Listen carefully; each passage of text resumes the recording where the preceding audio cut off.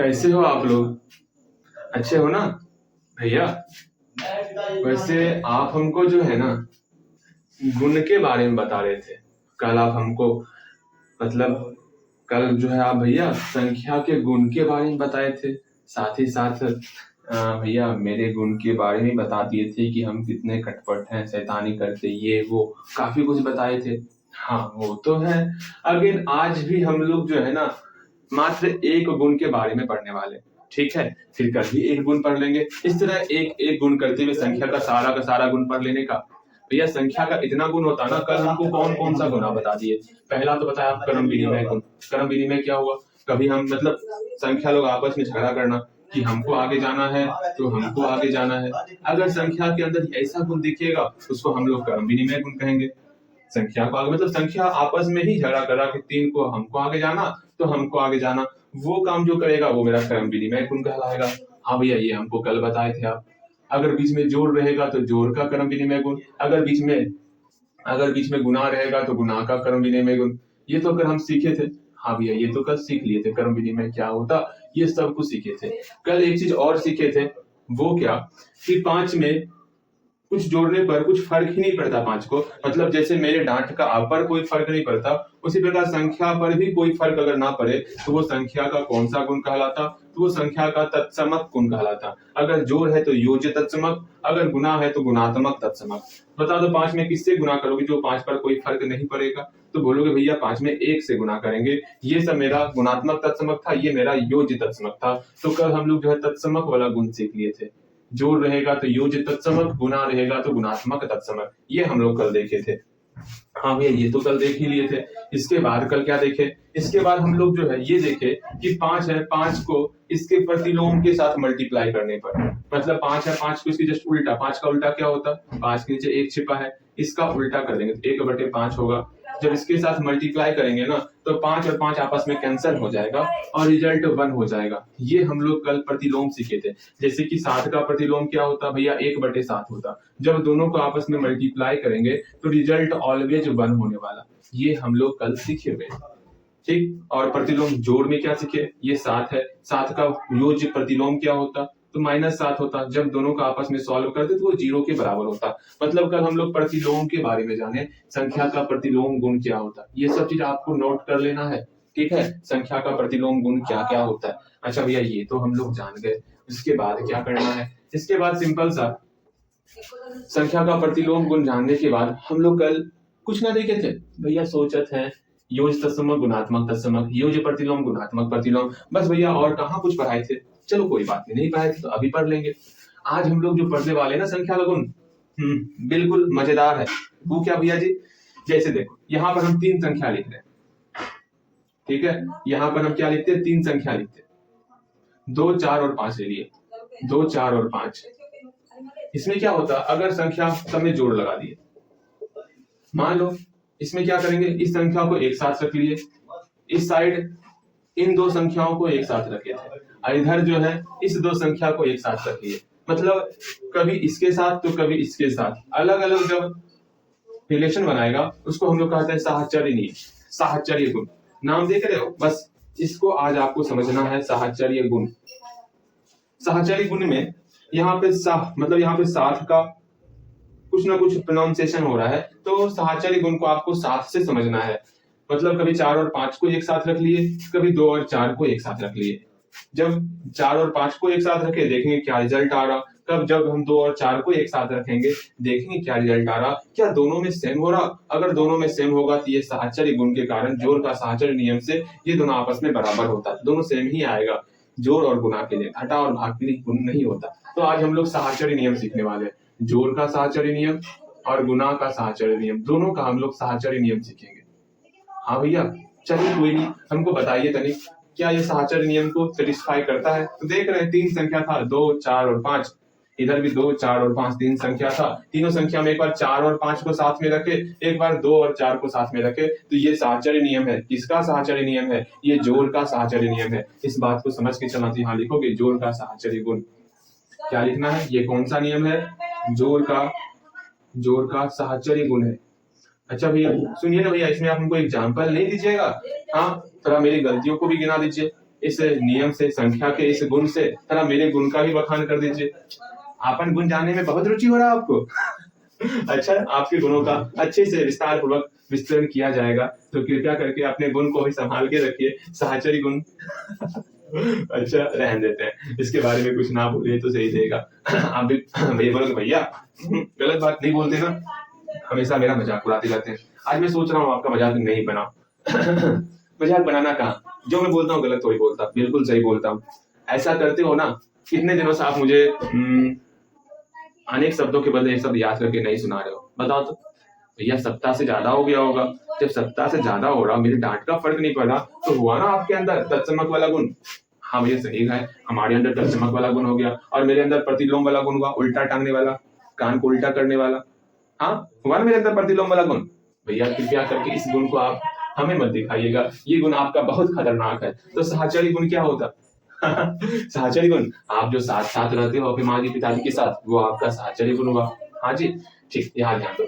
जैसे हमारा क्वेश्चन, पहला क्वेश्चन है 2+, मैं पहले बता रहा, आप क्या करते हो, आपके अंदर एक खामी दिखता, जो मैं क्वेश्चन देता ना उस सबको आपको 5-5 टाइम्स बनाना है, लेकिन नहीं, आप बनाते नहीं हो। मेरे कहने का मतलब हर एक क्वेश्चन को 5-5 बार बनाया करो बस, ठीक है। कैसे बनाना है, टेबल पढ़ के बनाना है। आज मैंने पहले क्लियर कर दिया, ठीक है, समझ लो, फिर दांत लाल हो जाएगा आपका। मैंने देखा था कल क्लास वर्क का कॉपी, मतलब स्टार्टिंग से बनाई नहीं, फिर मेरा डांट लगाता बनाना स्टार्ट। कान लाल होगा आपका, याद रखना आप, यहाँ ध्यान दो। इसी क्वेश्चन को फिर से लिखते हैं। अब हम लोग इसका जो है आपको 5-5 क्वेश्चन बनाना है, ओके। हाँ भैया हम समझ गए, हमें कैसे बनाना है, क्या करना है। फिर एक और क्वेश्चन दे रहे हैं, 2 है, 4 है और 5 है, ये सब गुना के फॉर्म में है। 2 है, 4 है और 5, ये सब गुना के फॉर्म में। एक बार ये दोनों साथ में है, एक बार ये दोनों साथ में है। बताओ कि ये कौन सा नियम से ये कौन सा नियम से संख्या जो दोनों आपस में बराबर हो रहा। तो तुरंत बोलोगे भैया सुनिए ना, हम बताओ, पहले क्वेश्चन लिखते हैं, कैसे बनाना है उसको समझो। पहला नंबर क्वेश्चन क्या है, ये पहले क्वेश्चन ये बता दिए ना, इसका सेकंड नंबर क्वेश्चन लिखते हैं। 2 दूनी 4, 4, 8 और 10 है। 3 संख्या इधर भी लिख लीजिए, 4, 8 और 10। एक बार हम लोग जो है, मेन आपका इच्छा, या तो आप इस 2 संख्या को लो, या तो इस 2 संख्या को साथ में लो। हम इस बार इस 2 संख्या को साथ में लेंगे, और यहाँ पे इन 2 संख्याओं को साथ में लेंगे। अगर आप इधर इस दोनों को घेरोगे, तो वहां पर इस दोनों को छोड़ करके इस 2 को घेरना है, अलग अलग घेरना है, इस बात को समझ के चलना। तो हम देख रहे हैं, एक बार 4 और 8 साथ में है, एक बार 8 और 10 साथ में, ठीक है। 60 नहीं 7, गलती से प्रोनाउंसिएशन मेरा गलत हो जाता ना, थोड़ा सा समझ के चलना, ठीक है। अगर यहाँ पर देखोगे, ये मेरा कौन सा नियम है, 7 वाला नियम है, मतलब साहचर्य नियम है। जोड़ है तो जोड़ का साहचर्य नियम है, जोड़ का। और आप नीचे लिखने का प्रयास करो, आप बगल में लिखते हो वो काम मत करो। जोड़ का साहचर्य नियम, जोड़ का साहचर्य नियम हुआ ये, ठीक है।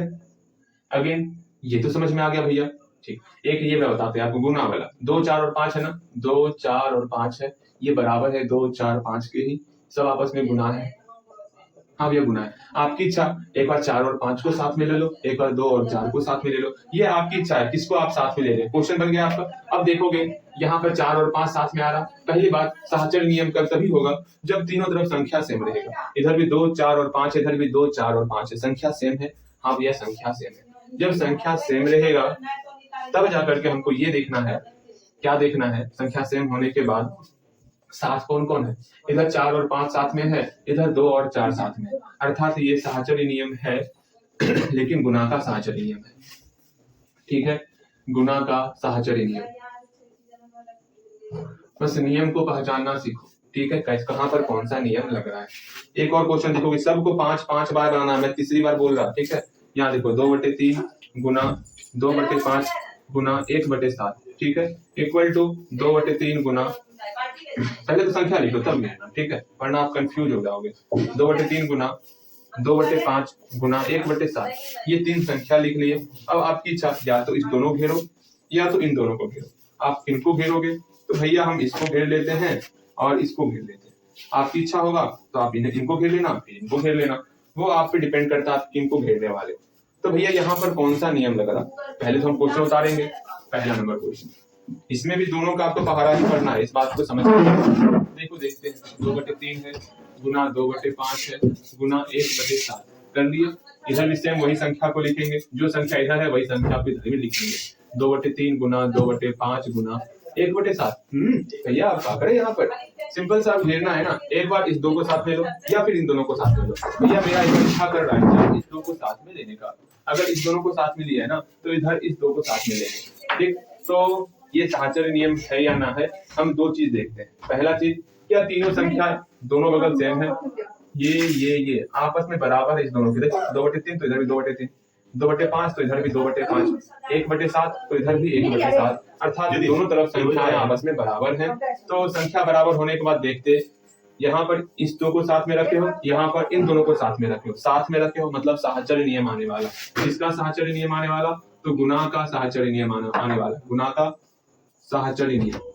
हाँ भैया ये तो समझ में आ रहा, कहाँ पर कौन सा नियम लग रहा। चलो बस नियम को समझना है। मैं दो क्वेश्चन अपने मन से दे रहा, आपको बनाना है। यहाँ पर 2 है प्लस 7 है प्लस 9 है, 1/2 प्लस 7 प्लस 9, एक बार ये घेरा हुआ, एक बार ये घेरा हुआ। यहाँ पर 4 क्वेश्चन है, पहले चारों क्वेश्चन को 5-5 बार बनाओ। जल्दी से चारों क्वेश्चन को 5-5 बार आपको कंप्लीट करना है। उसके बाद हम लोग जो है आगे देखेंगे। कट गया क्या? ठीक है, जल्दी इस चारों क्वेश्चन को 5-5 बार बनाओगे, उसके बाद हम लोग आगे देखते हैं। जल्दी करोगे, ठीक है। हाँ भैया जल्दी कर रहे हैं, समझ में आ रहा ना? हाँ भैया समझ में आ रहा, लेकिन ये सब क्या लिखते हैं आप? हाँ चलो इसमें से हम क्वेश्चन बताते चलेंगे। ठीक, आज आपका क्विज ये क्वेश्चन नहीं रहने वाला, आज आपका क्विज कुछ और रहने वाला। भैया जी ऐसा क्यों कह रहे हैं? कितना अच्छा होता था, आप बताते चलते थे, उसी को हम लोग वीडियो बनाते थे। हाँ भैया वैसे मत कीजिए, आज भर रहने दीजिए, वो सब काम नहीं। आज मैंने कहा ये आपको क्विज में नहीं बनाना, जिसको अभी ही बनाएंगे सारे क्वेश्चन को।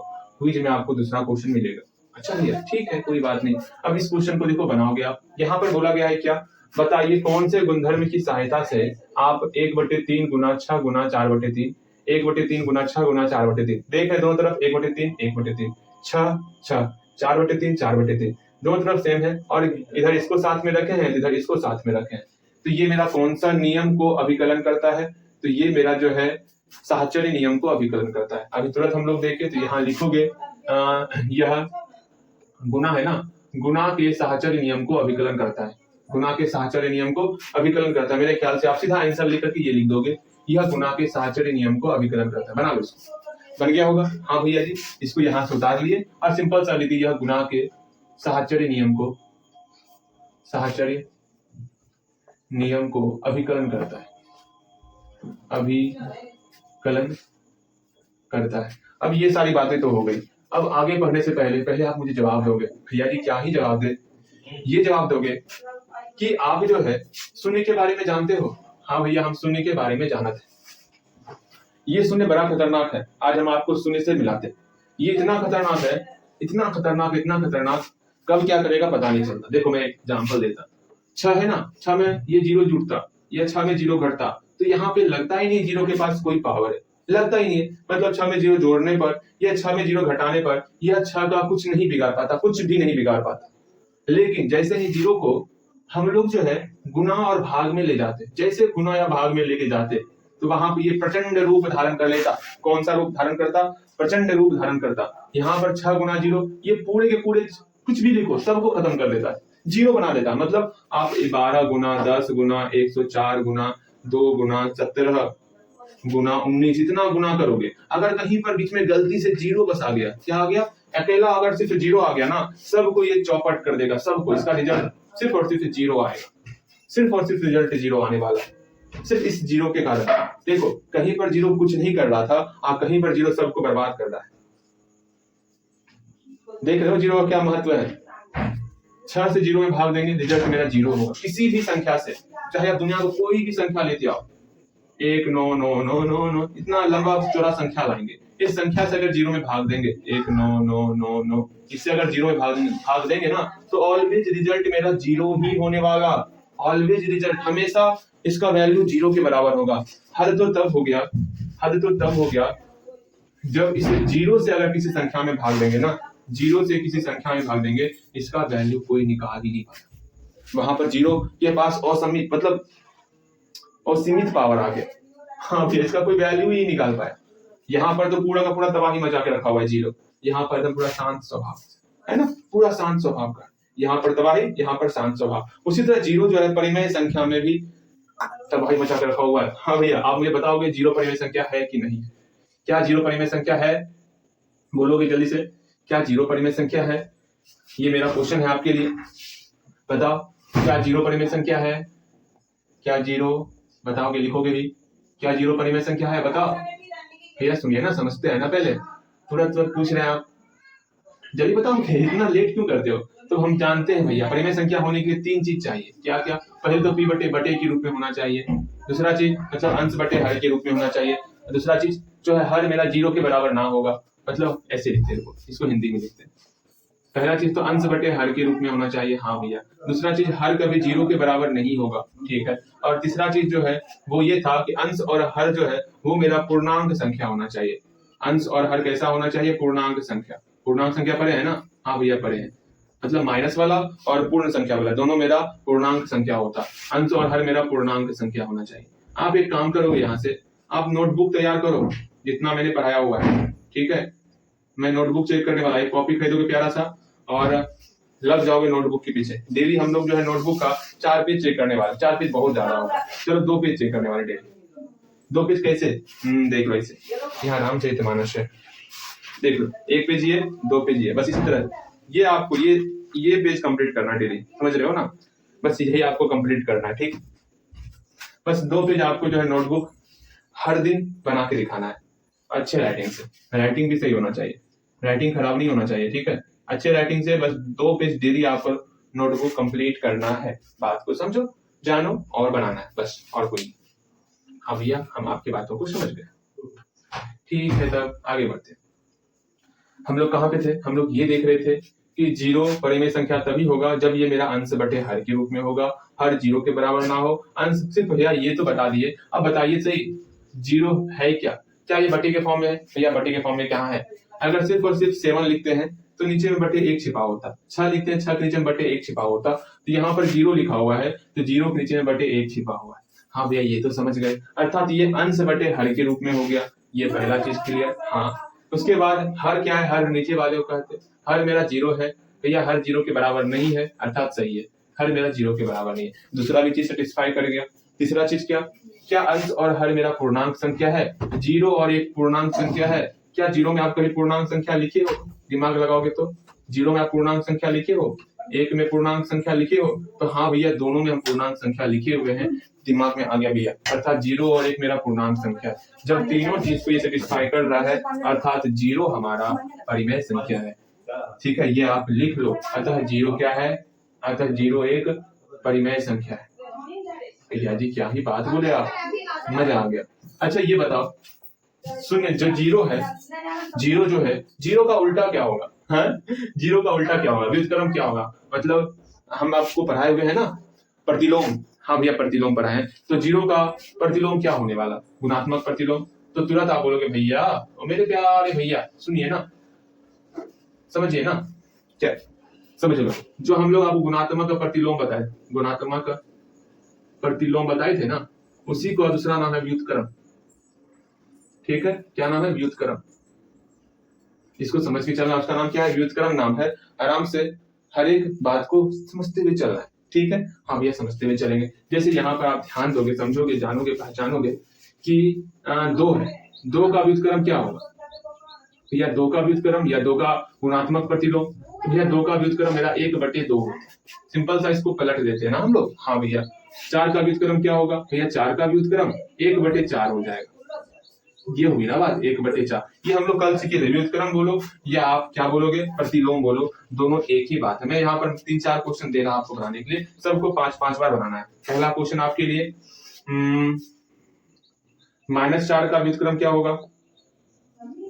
अगर योज्य व्युत्क्रम बोलेंगे तब अलग है, सिर्फ व्युत्क्रम बोला जाएगा तो आपको बटे करना है, ठीक है। -4 का व्युत्क्रम क्या होगा? भैया -4 का व्युत्क्रम बटे 1 छिपा हुआ है ना, तो माइनस का माइनस रख देंगे, -1/4 हो जाएगा। अच्छा भैया बहुत अच्छे, इसी तरह आपको बनाना है। इसका दूसरा क्वेश्चन कैसे बनेगा? इसका दूसरा क्वेश्चन हम बताते ना, -4 का पहाड़ा पढ़ना है, ठीक। तो दूसरा क्वेश्चन क्या होगा? -8 का व्युत्क्रम बताओगे, -8 का व्युत्क्रम क्या होगा? भैया नीचे में 1 छिपा हुआ है, इसको पलट देंगे, माइनस का माइनस रहेगा, 1/8 हो जाएगा। यही इसका व्युत्क्रम होने वाला। बहुत अच्छे, 5 बार बनाओगे, 5-5 बार, पहले मैं बोल रहा हूँ 5-5 बार बनाना है आपको। सेकंड नंबर क्वेश्चन आप ये बनाओगे कि जीरो का व्युत्क्रम क्या होने वाला है? जीरो का व्युत्क्रम। अब मैं देखता यहाँ पर आप जीरो का पहाड़ा क्या पढ़ते हो। आज हम ये देख ही लेते हैं आप जीरो का क्या पहाड़ा पढ़ते हो। मैं कुछ नहीं बताऊंगा आज, मैंने सबका बोला पहाड़ा पढ़ लेना, जीरो का पहाड़ा क्या पढ़ते हो मैं वो देखने वाला आपका। ओके, तो जीरो का व्युत्क्रम क्या होगा, तो बोलो भाई जीरो का व्युत्क्रम, तुरंत लिखते हैं जीरो का व्युत्क्रम। पहले आप लिखोगे तो सतर्क रहना, बहुत इंपॉर्टेंट है ये जीरो का व्युत्क्रम। काफी लोग इसमें डाउट में रहता, आप भी डाउट में हो सकते हो, लेकिन डाउट में तब नहीं रहोगे जब यहाँ पर सारा ध्यान आपका रहेगा। भैया सारा ध्यान क्या, मेरा सारा ध्यान यहीं पर रहता। अब देखो जीरो का व्युत्क्रम क्या होगा, तो बोलोगे भैया जीरो का व्युत्क्रम पूछ रहे हैं, जीरो के नीचे में तो एक छिपा होता, इसको पलट देंगे 1/0। आपको पता है 1/0 का मान कोई नहीं निकाल पाया है, ये इन्फिनिटी है। हाँ भैया, अर्थात जीरो का व्युत्क्रम नहीं होता है, होता ही नहीं जीरो का व्युत्क्रम। 1/0 का वैल्यू कोई निकाल ही नहीं पाया तो नहीं होता है। ठीक, इस बात को समझ के चलना। हाँ भैया समझ गए, इतना भारी था। हाँ जी, देखो तो इसका बनाओगे 1/5 का व्युत्क्रम क्या होगा, 4 कुछ नहीं मिलेगा, ज्यादा नहीं मिलेगा आपको।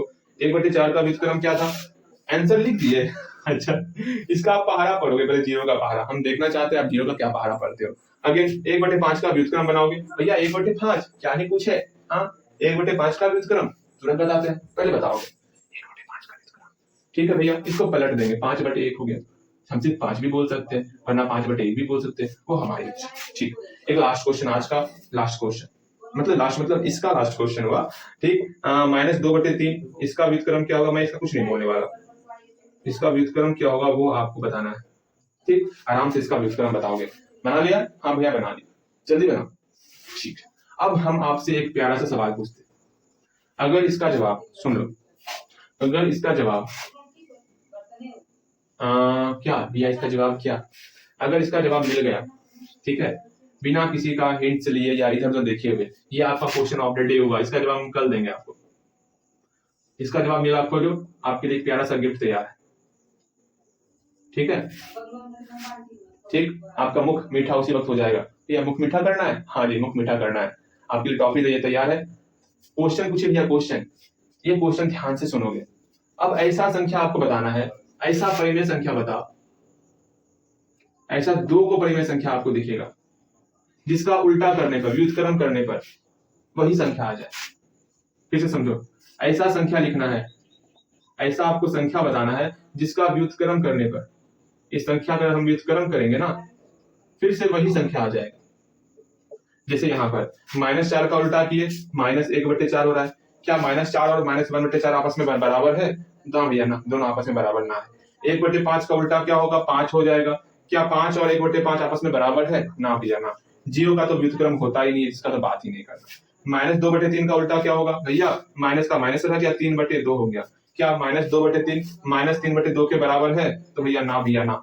लेकिन ऐसा 2 संख्या होता है जिसका व्युत्क्रम करने पर वही संख्या हो जाए, वो संख्या बताओ, वो भी एक नहीं 2 संख्या आपका होता है। ठीक है, अब दोनों संख्या के बारे में आपको विचार करना है। ठीक, क्वेश्चन ऑफ द डे, आज का क्वेश्चन ऑफ, कहीं पर लिख लो क्वेश्चन ऑफ द डे यार, ये है मेरा। ठीक है, आज का क्वेश्चन ऑफ द डे, ठीक है, एकदम अच्छे से हेडिंग डाल लो।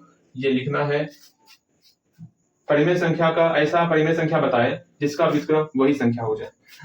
ठीक है, ऐसा आपको परिमेय संख्या बताना है जिसका व्युत्क्रम करने पर वही संख्या हो जाए। हम ढेर सारा कोई भी संख्या ले रहे हैं, 7 ले रहे हैं, 7 का व्युत्क्रम 1/7, दोनों आपस में बराबर नहीं होता।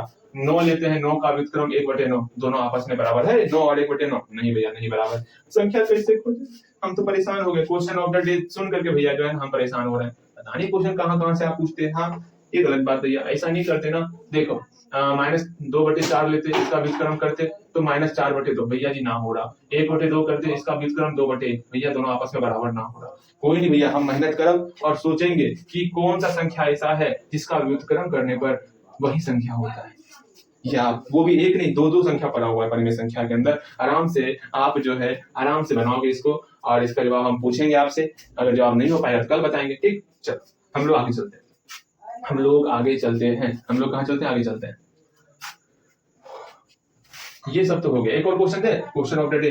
अच्छा रहने देते हैं, ये ऐसे पूछते हैं, एक ही क्वेश्चन है आपके लिए, वो जवाब देखोगे क्या होता क्या नहीं होता। ठीक है, मैं एक बार लिख देता, ऐसा परिमेय संख्या, क्वेश्चन लिख देता अच्छे से, ऐसा परिमेय संख्या, ऐसा परिमेय संख्या बताना है आपको, अच्छे से लिखना है ना। जिसका व्युत्क्रम करने पर वही संख्या हो जाए, तो वो संख्या आपको बताना है, वो परिमेय संख्या आपको बताना है। ठीक है, बहुत प्यारा सवाल है, आराम से बनाओगे, कहीं भी कोई समस्या नहीं होने वाला। चलो हम लोग आगे चलते हैं। हाँ भैया चलिए आगे चलिए।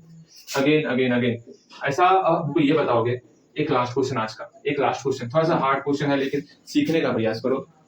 ऐसा आप परिमेय संख्या बताओगे, ऐसा आपको परिमेय संख्या बताना है,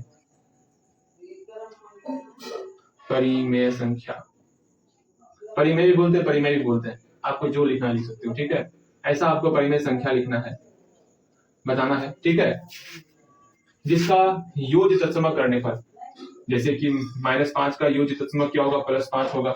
हाँ भैया, 6 का योज्य तत्समक क्या होगा, -6 होगा। अच्छा छोड़ो, जिसका ऋणात्मक मतलब माइनस चिन्ह लगाने पर, जैसे 6 का ऋणात्मक क्या होगा, 6 का ऋणात्मक मान क्या होगा, सिंपल से ऋणात्मक का मतलब ये होता है कि माइनस लगा देना, तो -6 हो गया। 7 का ऋणात्मक वैल्यू क्या होगा, -7 होगा। मतलब ऐसा परिमेय संख्या बताना है जिसका ऋणात्मक करने पर वही संख्या आ जाए। ये भी क्वेश्चन कितना घटिया पूछ रहे आप। हाँ, ये क्वेश्चन ऐसा पूछा है ना, मत पूछिए।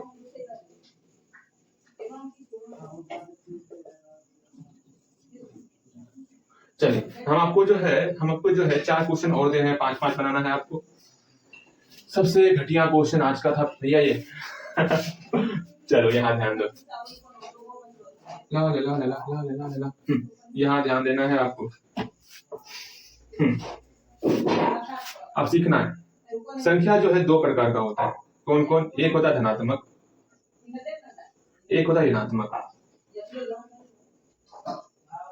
भैया ये क्या बोल दी, धनात्मक मतलब क्या हुआ? जैसे हम कोई संख्या लिख दिया तो हम +6 में लिखेंगे या तो -6 में लिखेंगे। चिन्ह मेरा 2 ही बोलता है ना, या तो प्लस होगा या तो माइनस होगा। प्लस को हम लोग हिंदी में धनात्मक कहते हैं, माइनस को हिंदी में ऋणात्मक कहते हैं।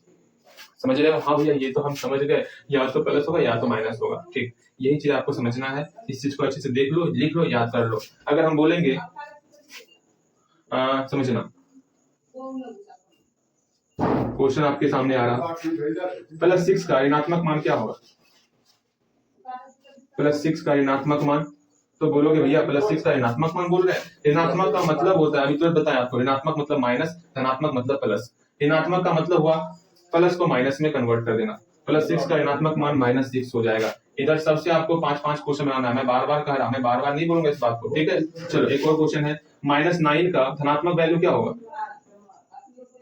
-9 का धनात्मक मान, ये आगे माइनस प्लस मत दो, सीधा मैं बोलूंगा 9 का धनात्मक मान क्या होगा, 6 का ऋणात्मक मान क्या होगा। 6 लिखोगे सीधा माइनस लगाओगे, 9 का धनात्मक मान 9 लिखोगे सीधा यहाँ प्लस लगाओगे। ठीक है, मेरे ख्याल से आप समझ पा रहे हो। हाँ भैया जी, आगे माइनस प्लस इसलिए नहीं दिए कि यहाँ पर लिख रहे हैं, इस माइनस का जो ऋणात्मक का मतलब ही हुआ यहाँ माइनस लगाना है, धनात्मक का मतलब ही हुआ कि यहाँ पर प्लस लगाना है। आराम से बनाओगे। हाँ भैया, 17/2 का ऋणात्मक मान क्या होगा? 17/2 का ऋणात्मक, अच्छे से लिखो ना, क्या करते हो आप? हाँ, 17/2 का ऋणात्मक मान क्या होगा? तो भैया सुनिए, यहाँ 17/2 था ना, तो यहाँ पर भी 17/2 लिख ली। यह ऋणात्मक बोला गया, ऋणात्मक का मतलब होता है माइनस, तो यहाँ पर माइनस लगा देना। ठीक, अगेन अगर रहेगा 15/3 रहेगा, 15/3 का धनात्मक मान किस प्रकार निकालेंगे? तो सिंपल सा 15/3 का धनात्मक मान, तो 15/3 यहाँ पर 15/3 लिख लिए। धनात्मक का मतलब होता है प्लस, तो यहाँ पर प्लस कर देना। सबका आपको 5-5 क्वेश्चन बनाना, 6 का पहाड़ा, 9 का पहाड़ा, 17 का पहाड़ा, 2 का पहाड़ा, 15 पहाड़ा, 3 का पहाड़ा, सबका सिर्फ पहाड़ा पढ़ोगे और आराम से माइनस प्लस लगाओगे। ठीक है, यहाँ पर आपके सामने ये 2 क्वेश्चन है, भैया दिए थे, एक क्वेश्चन दे दिए, 2 क्वेश्चन, ये तो बहुत गलत बात है, कोई बात नहीं। फिर से क्वेश्चन रिकैप कर रहे हैं, ध्यान से सुनना है। ऐसा परिमेय संख्या बताना है जिसका व्युत्क्रम करने पर, जिसका प्रतिलोम करने पर, गुणात्मक प्रतिलोम करने पर, व्युत्क्रम करने पर वही संख्या आ जाए। ठीक है, इसको हम लोग इंग्लिश में इनवर्स भी कहते हैं या रेसिप्रोकल भी कहते हैं। ठीक है, इस बात को समझ के, या तो आप इनवर्स बोलोगे या तो रेसिप्रोकल बोलोगे। इनवर्स यूं ही नहीं बोलना, मल्टीप्लिकेटिव इनवर्स बोलना। ठीक, या तो रेसिप्रोकल कहते हैं, रेसिप्रोकल, या तो मल्टीप्लिकेटिव इनवर्स कहते हैं। इस बात को समझो। अगर यहाँ पर ऐसा परिमेय संख्या लिखना है जिसका ऋणात्मक मान वही संख्या हो जाए। क्या यहाँ पर 6 का ऋणात्मक मान क्या है? -6। तो क्या 6 और -6 आपस में बराबर है? आप बोलोगे भैया 6 के आगे में प्लस छिपा हुआ है, हाँ प्लस छिपा हुआ, तो 6 का ऋणात्मक मान क्या 6 और -6 आपस में बराबर होगा? तो भैया ना, बराबर ना होगा। ठीक, 9 का धनात्मक मान, भैया 9 का धनात्मक मान तो खुद धनात्मक है। अच्छा सुनो एक काम मैं आपको समझाता, समझना, माइनस प्लस लगाइए, यहाँ प्लस छिपा हुआ है, यहाँ माइनस, यहाँ प्लस, यहाँ माइनस, ठीक है, लिख लो। अब इसका 5-5 क्वेश्चन आप बनाओगे, इसलिए मैं यहाँ पे लिख रहा हूँ आपको, इसलिए मैं लिख रहा क्योंकि आपके अंदर कंफ्यूजन ना हो, वैसे लिखना नहीं चाहिए लेकिन फिर मैं लिखूंगा आपके अंदर कंफ्यूजन ना हो इसलिए। देखो कैसे, यहाँ प्लस है ना, प्लस 6 का बोला गया ऋणात्मक का मान क्या होगा? सिंपल सा, आगे में प्लस है उसको माइनस में कन्वर्ट कर देना, जो हम लोग सीखे हुए योग तत्समक में, वही आराम से आप समझ जाओगे। यहाँ पर -9 है, इसका धनात्मक मान कहा गया है, धनात्मक मान लिखना है। यहाँ 9 था, 9 का धनात्मक मान +9 हो जाएगा। आपको कंफ्यूजन हो रहा है तो माइनस लगाओ, माइनस प्लस लगाओ, अगर कंफ्यूजन नहीं हो रहा है तो माइनस प्लस हटा दो। किसमें कंफ्यूजन हो रहा है आपको वो बताओ मुझे। भैया जी हम आपको समझ ही नहीं पा रहे, आप तो दूर हो, कोई बात नहीं, जिसमें कंफ्यूजन होगा मुझे बताना, मैं उस अनुसार चेंज कर दूंगा, वरना आप बोलो मैं और समझाता। भैया और मत समझाइए, समझ में आ गया। ऋणात्मक का मतलब होता है माइनस लगाना, धनात्मक का मतलब होता है प्लस लगाना, सिंपल सा। ऋणात्मक मतलब यहाँ माइनस लगा देंगे, धनात्मक मतलब यहाँ प्लस लगा देंगे, बस चिन्ह में परिवर्तन कर देना है। उसी तरह ऐसा संख्या बताना है जिसका धनात्मक वैल्यू, जैसे 6 है ना, ऋणात्मक मान बोले ना, 6 का ऋणात्मक मान क्या होगा? -6 होगा। 12 का ऋणात्मक मान क्या होगा? हटा इसको, आप समझ गए मेरे ख्याल से। 12 का ऋणात्मक मान क्या होगा? -12 होगा। 10 का ऋणात्मक मान क्या होगा? -10 होगा। 2 का ऋणात्मक मान क्या होगा? -2 होगा। तो क्या देखो, ये 10 और -10 आपस में बराबर है? दोनों आपस में बराबर है? नहीं भैया नहीं, बराबर नहीं है। तो ऐसा संख्या बताओ जिसमें दोनों आपस में बराबर हो, ऐसा आपको संख्या बताना है, बताओगे? और एक बात, अगर कंफ्यूज हो रहे, मैं लास्ट टाइम पूछ रहा हूँ, कंफ्यूज हो रहे हो तो मैं यहाँ लगा दूंगा चिन्ह, ठीक है, मैं लगा देता, आपको भी लग रहा होगा योग तत्समक की तरह, उसे वैसे आप समझो और बनाओ। यहाँ +6 का ऋणात्मक मान -6, -9 का धनात्मक मान, माइनस का उल्टा प्लस हो गया, ऋणात्मक मान बोला गया है, तो +17/2 का ऋणात्मक मान, -17/2, यहाँ माइनस बोला गया, -17/3, -15/3 का धनात्मक मान, +15/3, ये दोनों कभी आपस में बराबर नहीं है। देखो बराबर नहीं है ना, ये दोनों आपस में नहीं भैया, ये दोनों आपस में बराबर नहीं है। ठीक, आराम से समझ गए हो आप, इसको 5-5 बार बनाओगे, बन जाएगा, कहीं कोई समस्या नहीं होगा। ये दोनों क्वेश्चन लिख लो, समझना, जानना, पहचानना और जवाब देना। चलो यहाँ पर हम लोग आते हैं, ओके, यहाँ देखोगे, ऐसा परिमेय संख्या जिसका कोई व्युत्क्रम नहीं है, ऐसा आप परिमेय संख्या बताओ जिसका कोई व्युत्क्रम नहीं है, तो बोलोगे भैया 0 का व्युत्क्रम क्या था? कुछ नहीं था, 0 का व्युत्क्रम नहीं था, हम लोग पढ़े हुए 0 का व्युत्क्रम नहीं है। तो ऐसा परिमेय संख्या कौन है? 0 है जिसका व्युत्क्रम नहीं होता, हम लोग पढ़े हुए। परिमेय संख्याएं जो अपने व्युत्क्रम के समान है, ऐसा परिमेय संख्या बताना जिसका व्युत्क्रम वही संख्या होगा जो हम लोग कल बताएंगे, इसका आंसर वो हो जाएगा। ठीक है, देख लो सबका आंसर हो जाएगा। परिमेय संख्या जो अपने ऋणात्मक के समान हो, ऐसा परिमेय संख्या बताओ जिसका ऋणात्मक खुद वही संख्या होगा, जो संख्या हम लोग बताएंगे वो संख्या यहाँ पर आपको लिख लेना है। ठीक है, आगे शून्य का व्युत्क्रम क्या होता? तो भैया शून्य का व्युत्क्रम नहीं होता है, अभी तुरंत देखिए, 0 का व्युत्क्रम नहीं होता, 0 का उल्टा 1/0, इसका वैल्यू ही नहीं निकाल पाओगे आप। अभी तुरंत हम लोग इसको देखें, ऐसा संख्या कौन कौन सा है जो स्वयं के व्युत्क्रम के बराबर है? स्वयं यही संख्या जो मैंने बताया ना, ऐसा परिमेय संख्या जिसका व्युत्क्रम वही संख्या होगा, 2 संख्या निकलने वाला, ऐसा 2 संख्या बताना है जिसका व्युत्क्रम जो है स्वयं वही संख्या हो जाए, खुद वही संख्या हो जाए। ठीक है, बताएंगे। ये क्वेश्चन आपका क्वेश्चन ऑफ डे में चले गया, फिर आपका ये क्वेश्चन ऑफ डे में, ये क्वेश्चन ऑफ डे में, 3 क्वेश्चन अभी गया हुआ है। -5 का व्युत्क्रम क्या होगा? -1/5 होगा। 1/x का व्युत्क्रम x हो गया। हाँ भैया, 2 परिमेय संख्या का गुणनफल क्या होता है? 2 परिमेय संख्या का गुणनफल हमेशा परिमेय संख्या होता है, इस बात को समझ के चलना। ठीक है, किसी धनात्मक परिमेय संख्या का व्युत्क्रम क्या होगा? किसी धनात्मक परिमेय संख्या का व्युत्क्रम क्या होगा बताइए? कोई धनात्मक परिमेय संख्या लीजिए, उसका व्युत्क्रम करने पर मान लो +5 लिए, इसका उल्टा करो, +1/5 ही होने वाला ना, मतलब धनात्मक परिमेय संख्या लेंगे ना, उसका व्युत्क्रम हमेशा धनात्मक ही होता है, इस बात को समझ के चलना। ओके, हाँ भैया समझ गए। अब ये संख्या रेखा पर दर्शाने वाला इसको भी रहने दो, इसको हम लोग कल सीखें, आज इतना ही रहने देते। ये 2 क्वेश्चन आप मुझे बताओगे, ठीक। और आज का जो होमवर्क है वो आज का होमवर्क है, इसको मैं मिटाता।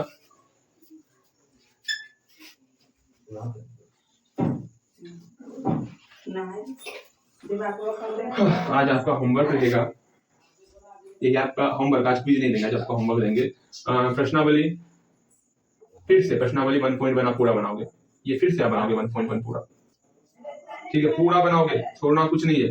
1.1 आपका पूरा बनना चाहिए। ये 2 क्वेश्चन नहीं बनेगा आपसे, 3 क्वेश्चन कोई नहीं। ये क्वेश्चन आप सोचोगे और सोचने के बाद, काफी सोचने के बाद आप मुझे बताओगे ऐसा परिमेय संख्या 2 कौन है जिसका उल्टा वही संख्या होगा, और ऐसा परिमेय संख्या कौन है जिसका ऋणात्मक मान वही संख्या हो जाएगा। ठीक है, चलो आज के लिए इतना ही रखते हैं, काफी हो गया। हाँ भैया ठीक है, मिलता है अगली क्लास में।